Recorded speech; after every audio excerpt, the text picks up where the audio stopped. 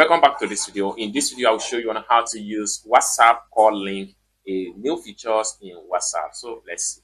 But before we dive into the tutorial, if you find this tutorial useful and you are pretty new to this channel, remember click on that subscribe, turn on the notification bell for more useful tutorial like this. So with that being said, let's get started. The very first thing you want to do is to open up your WhatsApp. Then after you open up your WhatsApp, next thing you need to do is to simply navigate to call sections. So click on calls. So it's going to take you right here. And the next thing you need to do is to simply click on this plus sign right here. Then you'll be taken to this page right here. Next thing you need to do is to simply click on new call link. And it's going to take you right here. Next thing you want to do is to determine the type of call link you want to create.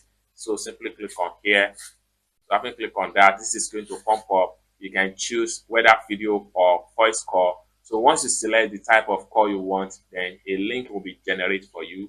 And from there, you can simply come down here, click on copy link.